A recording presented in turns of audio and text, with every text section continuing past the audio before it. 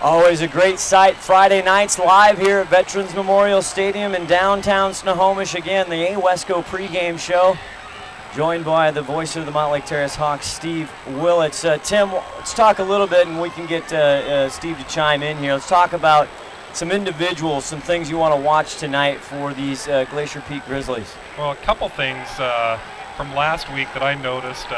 It seems like Branson Corwin and Nolan Dale got their act together. They were struggling a lot this year, a lot of low snaps, a lot of high snaps, and it was like, at one point it was like 50% of them seemed to be a little bit hairy. It was nerve-wracking every down. And they seemed to get that together last week. I really didn't see any issues at all last week. And the other thing is Branson Corwin really ran the ball really well. You know, he's a little guy, like 5'6". Oh, you fit him in his pocket. Yeah. I mean, he's strong and tough as an ox, but what a performance by Branson last week. He seemed to be able to just read the defense really well and know when to get rid of it, and know when to keep it and run for 15 yards. But he had a really solid game last week. 9 carries, 62 yards last week. Came into last week's game only averaging 2 yards a carry. Pumped that up to almost 7. None bigger in that third quarter to just a dart to the end zone on the corner. That was kind of almost the premonition of a backbreaker as far as the touchdown. Branson Corwin, we also talked about Spencer Pettit. 52-yarder the first week, 53 last week. Started to get some pubs, Steve Willits. When's the last time you've seen a high school kicker with a boot like that? I don't think I've ever seen a 50-yarder, let alone 2 in one season from one player. That's impressive. Scott, are you talking about Spencer the Weapon Pettit? You know, I might be. That's, you know how we love nicknames here at STSBN, and we have a few of them. We were tossing a couple around for Matt Darling, the running back. But that also is a good question we should pose, Mr. Boyle, what you think about the running back. Matt Darling came in, filling in for Josh Pinka as time runs down here in the AWESCO pregame show. But talk about Pinka's debut last week against Jackson. Well, Pinka obviously is a heck of an athlete, but I think they got a running back controversy now, the way Darling's performed. Darling just doesn't go down. No, and what was the nickname you're tossing? Brunswick. The Brunswick. He's a bowling ball. Hit us up on a Facebook, STSPN. Let us know what you think of the Brunswick. I don't know. I got to practice that. I don't know. Matt, the Brunswick Darling? Yeah, absolutely. It doesn't roll off your tongue like peanut butter and jelly, but you get used to it. Well, nothing rolls off my tongue like peanut butter and jelly. Okay, so we got a quarterback controversy. Anything else? We want to get down to our your sleeper first of all, Tim. Always a tradition here on the pregame. I'm sticking with my same sleeper from last week. It's going to be Leon Elliott. Number 16. I look for him to have a big game tonight. He should have a big game. That's my pick. And your game prediction? Well, sorry, Steve. No disrespect to the program. I mean it. I love Terrace. Love you guys. I think it's going to be a blowout for Glacier Peak unless Terrace can find a way to sustain some, like you were saying, some 5-6 minute drives, even if they only put up 3 points on the board. But if they can sustain a bunch of long drives, then I think Terrace has got a chance. But I don't see it being. It's possible, but not too plausible. I don't know. Here's the kickoff. GP won the toss and elected to receive. And they were without the services of Jake Berg, and it looks like that might be, 20. Have to go to our rosters. Anyway, the AWESCO, that'll do it for the AWESCO pregame show. Again, Steve Willits will be back at halftime, and we'll check in with you, Steve. Always a pleasure. Thanks for coming up. We'll see you at halftime. Thank you very much, Steve. And we'll see what happens here. Open team's prediction is not correct, but we'll talk about that in 24 more minutes. Well, maybe we'll get a halftime prediction from you. We'll see. I don't know about that. All right, guys, take care. All right, Thanks again to Steve Willits. Check him out on the Sound Live Sports Network. Dial it up here on the interwebs as Glacier Peak is going to start this game. Homecoming night here at Glacier Peak. 1st and 10, and they hand it to the running back. Looked like Pinka got the first carry of the night, and he did, and a gain of 4. I was kind of wondering who was going to start tonight, Scott, if it was going to be Pinka or Darling. I think that was That's a tough decision they got to make right there. Well, Josh Pinka, big expectations coming in on the year for him. 2nd down and 6. Just started here. Glad you're with us again. Scott Oshman along with Tim Boyle. Glacier Peak in the home blues. They got another helmet. Handoff again, but there's a whistle. Flags are blue tonight, Scott. Oh, you know how we like the blue, but it's for a great cause. Is it prostate cancer? I believe is so. That what it is?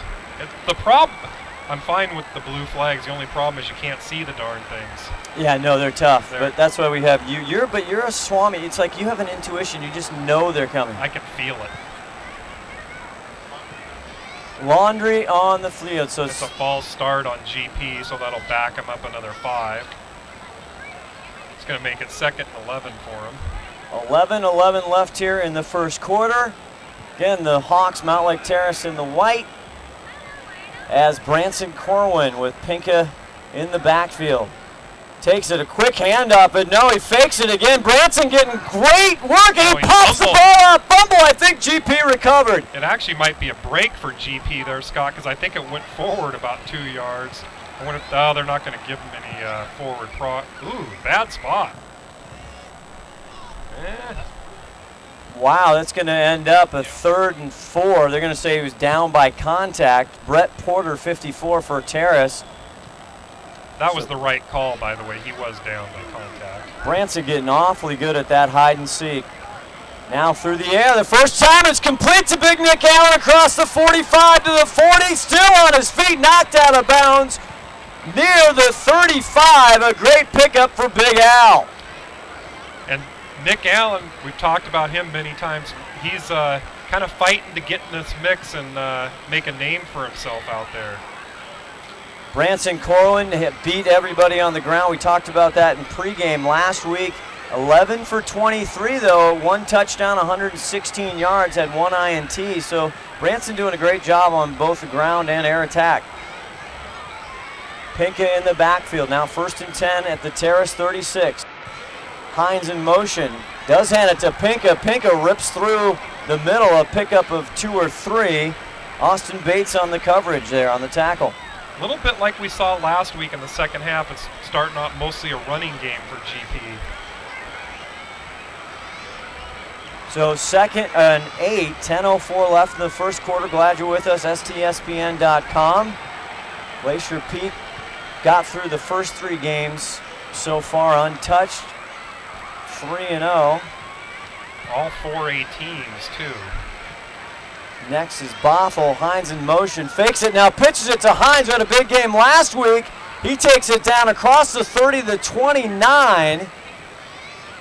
And Brett Porter once again with the tackle, and he is a stud. We talked to Steve Willits before the game. 36 tackles on the season. Last week in their only win against Linwood, 15 tackles. Yeah, and he barely got that off, Scott. He pitched it about the very last second he could, and it's a good thing because it turned into a net gain instead of about a 5-yard loss. So leaves him at 3rd and 4, the first series here for the Grizzlies. Again, Hines in motion. Corwin, tough snap. Now he rolls right. Has some pressure over the middle. Finds Allen, but it is tipped off. I don't think that was Nick Allen. Oh no, that's Leon Elliott. I apologize. That's my bad. That's my number 16. Pick, and he should have held on to that. That wasn't a perfect throw, but it was definitely a catchable ball. 4 down territory leaves him 4th and 4. You know, the riverboat gambler. He never saw a 4th down he didn't like, right? He's not going to even think about that one. He's going for it. But they're on the 29-yard line, so it's the right call. A calculated risk here. 8:59 again, first quarter. Hines again in motion. Pinka in the backfield. Fakes it to Hines. Now rolls left. Dumps it over to Pinka, and he catches it and out of bounds for a Glacier Peak first down. Kind of catches it falling down, too, so great catch. Good little athletic move by Pinka. And Pinka's trying to make a name for himself, too. He's missed a couple games and wants to get back in the swing of things here. Good to see Pinka getting going. A lot to tell you about tonight. You want to come out and support Glacier Peak on October 12th, and we'll tell you more about the big test driving at Ford, at Bickford Ford. But first, it's 1st and 10. And it's Pinka once again, a nice right tackle. A gain of 3 or 4. We'll see what they mark him down for. But again, Glacier Peak fans and any fans, head out October 12th, 10 a.m. to 5, testing a Ford at Bickford Ford. But it's at, Glacier Peak High School. The boosters earn $20 for each test drive, Tim. 1 per household. You got to be 18 or over. Get down there and drive some Fords, F-150s. You're a proud owner. 2nd and 6 for Glacier Peak. Pinka through the left side. Carries a couple all the way down to the 6. Good job by the offensive line there. They opened up a nice hole for him, and Pinka waited just the right amount of time and hit it. And nice heads-up play by Pinka. 1st and goal, first quarter action, first drive. They were hit with a 4th and 4, a nice little dump pass in the flat to Pinka. Got that first down, and looks like, Tim, they want to get Josh Pinka going here, early going. That's what it appears. They've given it. He's had about 6 carries already. Yeah, that's right. Cole McFadden on the far side had a big touchdown last year. Here's Branson going over, wide open. It is a Glacier Peak touchdown. The sleeper from Tin Bowl, Leon Elliott, with a touchdown. Leon. I felt it. Leon Elliott, Branson Corwin from 6 yards out. That's our Seattle Hill Sport and Spine Physical Therapy score. Early on, 7:38 left in the first. Glacier Peak 6, and soon to be 7. Well, Leon, that was actually a good catch by Leon because he was about to get covered, and Branson had to throw that across his body, so good play by both quarterback and receiver. Here comes junior Spencer Pettit, one of the best kickers in the state, if not the region. The hold by Hines is good. The extra point is good, and with 7:38 left in the first, Tim, it's Glacier Peak 7, Mountlake Terrace 0. Not too much different than we thought might happen here. A big drive for Glacier Peak. So Terrace, for them to, you don't want to get, Terrace can't get in go toe-to-toe with Glacier Peak. We know that. Terrace has got to burn some clock here. They got to burn, they got to burn 5 or 6 minutes, try to get a field goal at least. Otherwise, Glacier Peak's just going to start running away with it. We'll tell you about their offense. Justin Hopkins, the junior, they've been banged up. I mean, the injuries are just, it's like a medic tent over there. But first, we want to make sure you understand that tonight's broadcast and every broadcast here on STSBN is brought to you by Fred's Rivertown Ale House. One of the top 10 places in the USA for holiday cheer by USA Today. 4 stars by the Beer Lover's Guide to the USA. 21, one of the top 21 beer establishments in the country. Check them out, Fred's Rivertown Ale House, down there on First Street in downtown Snohomish. Also, proud sponsor of our halftime show. And you might see us down there. You might. You just never know. We've been known to go down there. Spencer Pettit to kick off. Back to receive from Mountlake Terrace. The early read was a couple different players, and again, he's going to take that one nowhere as it gets into the end zone. As in typical fashion, Spencer kicks it out of the end zone. They can't make a play on it. Again, we talk about that every single week, but that's just huge to have somebody who basically just eliminates the possibility of a return, especially in high school football. Well, and especially last week. It was never more important than it was last week against Jackson when they had all those speed burners back there, and you don't want to kick it to any of those guys, and Pettit did a great job. So Justin Hopkins, Pettit's unbelievable. And again, the kind of watch is big Chance Ragsdale, number 3, and the handoff is on the left side, maybe 2, and that'll do it. And again, that is Chance Ragsdale. Scott, I caught up with Roe before the game, and we were talking, and just asked him what he was looking for today, and he thought Terrace was going to run the ball almost every time. He thought they'd see the run almost every play. And they have not passed much this season. First game was a loss to Stanwood, winning for the first time last week, as there's going to be a legal procedure on the right side. What do you think, Tim? Well, Well, yeah, it is a false start. False start against Terrace. You see out of your screen, 72 in the big white. That's Jevin Pahanui. He's a senior all-league player last year. He was banged up, was questionable, but a big factor on offense and defense. Good to see Jevin Pahanui, and we saw his older brother, Jalen Pahanui. We did. Wasn't he, he was on the broadcast team. He was on the broadcast, but boy, Jevin, tale of two stories. He comes in at 6'5", 270. Back to pass now, over the middle, it's caught. No, I don't think so. No, I think it's an incomplete. It is incomplete. So I thought the side judge said he got that. They were going for Austin Bates, the junior. Incomplete, brings up 3rd down and 13 on their own 17. Not how Tony Amayam probably scripted it. Let me tell you about 3rd and 13. You don't want it. Well, you don't. I've seen many 3rd and 13s, and believe me, coach doesn't like them. It closes up their playbook basically. Hopkins now back to pass again. Good protection going deep over the middle. Incomplete, overthrown. He was going for Gabe Brady. And not really good throw there. He probably overthrew him by 7 or 8 yards. And he was double covered. So Gabe, that was double covered, yeah. So they're probably going to punt. We'll see more of number 80, Gabe Brady, coming in. 8 catches for 117 yards. Last week had a big catch, 46-yarder. And here's the punt, no pressure. Calling don't touch it. It's going to be down at the 40-yard line. Unbelievable field position for the Glacier Peak Grizzlies. Yeah, they'll take that any day of the week. They'd take position on their own 40, but on Mountlake Terrace's 40, that's what you live for there. Big drive in the first. It's 6:35 left here in the first quarter. Homecoming tonight at Glacier Peak, 7-0. Glacier Peak on top. Josh Pinka already 4 carries for 21 yards at a 12-yard long, and it was Corwin to Elliott for a 6-yard touchdown pass on their first drive. He hands it up the gut, and I think that might be Darling. Yeah, that was Darling, but the Brunswick with a big gain. He'll probably. I think they're going to short him just by a yard of a first down. Oh man, bad spot. Gain of 9. Matt, the Brunswick Darling. I don't know. We'll have to see. We'll have to get the reviews on that one.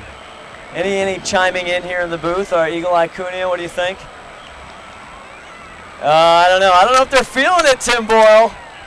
You got to go back to the writer. Hey, come up with something better, and it's all you. 2nd and 1 at the 31. Branson goes back to pass. Now looking down the field, going to Trey. It is intercepted at the 10. Now he runs back to the 20. Cuts across the field and finally brought down around the 33-yard line. Then that was Jonathan Williams from Mountlake Terrace on the pick. Wow. Intended for Trey, and he was double covered. What happened is it actually got tipped, and it ended up landing right in that guy's hands, and he kind of came up with an early Christmas present there. Nice job by Williams, though, to be aware and get that ball. Good play. Landed right in his breadbasket. Big turnover. Branson with only 1 pick last week. Now we see Ragsdale on the right side, but nothing doing. Big number 56, Hensley in there first. And for them to try to run the ball all night long is going to be a little bit problematic because I think Glacier Peak's defensive line is a little more physical, so they might be out of options here soon. Talking to the Jackson coaches last week after the game, they basically said, hey, the big boys up front just wore us down and we're outplaying. Broken play. Well, back to that, Scott. I think they got out-coached. No disrespect to Jackson, but that was a coaching victory last week to make all those adjustments, to be getting beat that bad at halftime and come back and make those adjustments. That was actually a coaching victory, which you don't always see that. It's hard to pick those out, But last week was definitely one of them. I tell you, that's a couple, even the first week against Lake Stevens, Steve Hannon and his staff did a phenomenal job. As Hopkins now rolling to the near side, getting chased now by Coleman, lets it go out of bounds, incomplete. Good pursuit. And now, I'm sorry, that was McCoy on pursuit. We saw him, his defensive debut, the sophomore. The sophomore backup quarterback. Yeah. Well, sort of. Well, third kind string, of, yeah. Third string, but he got Third some, on the he got depth some chart. playing time at quarterback in the spring. 4th and 5, a turnover. They got the ball here at the 33, but 4th and 5, it's going to lead to another punt on their second possession for Mountlake Terrace. Nice high punt. Austin Hines back along with Justin Guffey, although that goes short one. out of bounds. It's going to be interesting to see where the where's he marking that?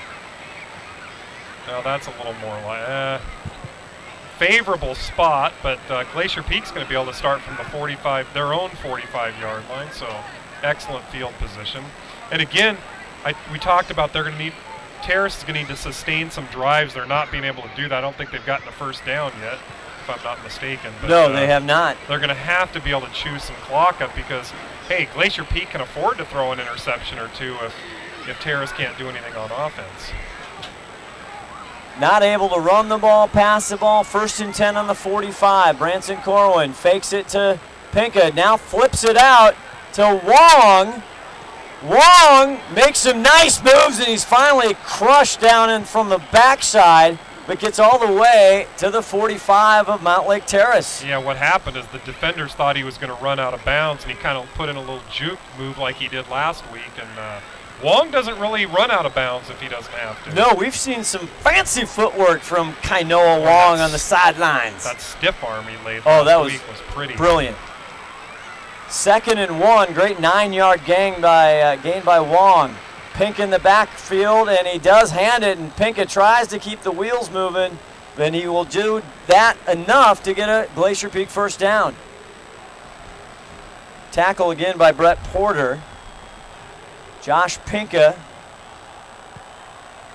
does what he has to do.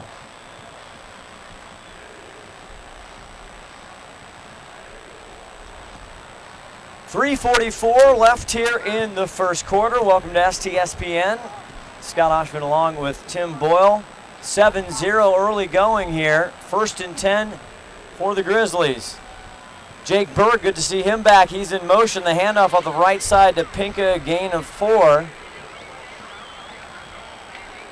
Little extracurricular activity down there by the offensive linemen. They were pushing some of these guys back about 15 yards and thought they might get a little flag there. But. Yeah, the Hawks, they have big Toby Muniz, 6'2", 195. He was jawing with Hensley down there a little bit. Is that what you're saying? Yeah, pretty much. 2nd and 7 now at the Terrace 41. Branson Corwin. Now he looks and he gets off he pitches it back out to Berg. Berg on the right side. Nice gain, crosses the 20 right around the 16. Jake Berg. And I'll tell you what, Scott, he's got some wheels. I didn't realize he was that fast, but he got that ball and he had some explosive speed there. Very good to see Jake Berg back in the lineup. Had a big game versus Snohomish. Did not play last week. Good to see the kid back. They need him. That Snohomish game, again, that's the other amazing thing about Jackson game is they came in with a lot of injuries. They didn't have their starting safety, Trey Chambers, who's out there on offense tonight. Branson fakes it, now pitches around. Nice block by Corwin, and there's Berg again. He rounds the corner into the 5, and that should be good enough for a first down. Yeah, it is a first down, and again, he's got some speed that I didn't realize he had. New look here. We haven't seen Jake Berg even the first 2 games in this capacity. 2:23 left, 1st and 5 from the 5. Actually, 1st and goal at the 5. Pinka in the backfield. Wong now in motion. Hands it to Pinka. Pinka! Absolute carpool lane. Nobody in his way. Touchdown, Glacier Peak. Easy peasy. Not even touched. Not even a pinky. Boy, that was a big opening on the left side. Hensley, Fafita, and Nolan Dale, the center, doing a great job. And he's getting a lot of congratulations down there from the coaches. Good couple series by Pinka. Pinka looking to get in mid-season form. He had an injury coming, a hamstring off-season, as Spencer Pettit comes in for another point after. The hold is good, the kick is up, and it is good. The weapon. The weapon comes out on fire. 2 drives, 2 scores, 2:19 left in the first quarter.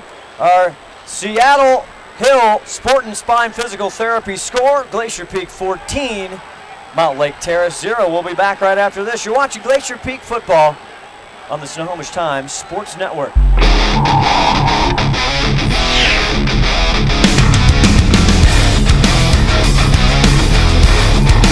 There we go. Still first quarter, homecoming here live from Veterans Memorial Stadium. 14-0 Glacier Peak. And Spencer Pettit off to kick another one. His leg could get tired tonight, Tim. Look at that. Can't return it. Into the end zone again, back Isaiah Green, 34, but no return. Want to tell you, WescoAthletics.com, if you need scores, schedules, rosters, anything you need at Wesco. Also, you can download their new app, Game Day app. I know I have that on my phone. Check it out, WescoAthletics.com, for anything Wesco, 4A, 3A, all the rosters, all the sports. A great resource, WescoAthletics.com. We use them all the time. Every week. 1st and 10 from the 20. Hopkins fakes it, now in trouble, has to tuck and roll a little bit as the blue jerseys get there first. A big loss and a big play for the GP defense, and Mo Fafita led the charge. They're not giving him an inch there. And again, it's going to be a difficult night for Terrace if they can't find some way to spread this open a little bit. And if this gets crazy, get out your rosters, boys and girls, because we're going to start seeing some youngsters get some good experience. But crazy things have happened. It's very early. We got Brady warming up here on the sideline. No gain. Actually, loss of 4, 2nd and 14 now from their 16. Hopkins gets it to Ragsdale off the left side. Nothing doing again. Mo Fafita trips him up. And Ragsdale, well, he had some big shoes to fill, but he's been having he had like 160 or 170 yards last week, and he's averaging almost 5 yards a carry. But tonight, they can't do anything. 74 carries, 359, averaging almost just under 5 yards a carry. Comes in with 3 touchdowns, exactly right, Tim. Last week against Linwood in their first win, 176 yards. He's a good player. We've seen him through the years. Hopkins now in trouble, and he's going to go down. It's Lane Black, the sophomore, getting there first and breaking him down. And they're going to be looking at a long 4th down, probably having the punter's probably going to be standing right in the end zone. Wouldn't be surprised to see Glacier Peak come after it a little bit. And Glacier Peak doesn't really return a lot of, at least last year, they rarely returned punts. Mike, look, they got them they're not giving too much respect to the punter. They're standing at like the 36-yard line. Mikey Jensen on for the punt, and we have Hines, and Hines calls for a fair catch. A fair catch, a care fetch, whichever wets your whistle there, but they will start again in just absolute domination field position at the 34-yard line of Terrace. Yeah, you don't want to. You don't want to. It's like 3rd and 13. You just don't want to see it.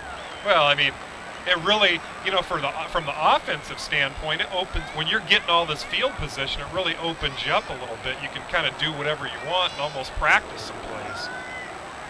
It does, and a great experience for the quarterback who got a first varsity touchdown last week. Brady Southard, the junior, 6'3", standing in the pocket. Down the sideline to McFadden again, incomplete. Trying to go to his touchdown buddy from last week one more time. They'll go 2nd and 10. This time he was double covered and it was a little bit underthrown. I thought he still might actually, he made a play on it. Yeah, and I should tell you, I don't know if you saw that picture. I think you might have forwarded it to me. That catch that McFadden made last week, we couldn't see. That was an unbelievable catch. Brady put it exactly where he had to, but almost a fingertip catch by McFadden. Yeah, it was a great catch and great pass. 14 seconds left in the first, 2nd and 10. Does he hand it off? No, he keeps it. Big Brady Southern all the way down to the 14-yard line. Brady. And he shows that he can run like Branson. And those are big wheels turning. Those are. Once you get them going, though. Austin Bates. Great little keeper there by Brady. Nice job again. Branson must have taught him how to keep that ball. The magician. 2 seconds, and that's going to round out our first quarter. Homecoming tonight. The big dance tomorrow at Glacier Peak. And our score, Glacier Peak 14, Mountlake Terrace 0.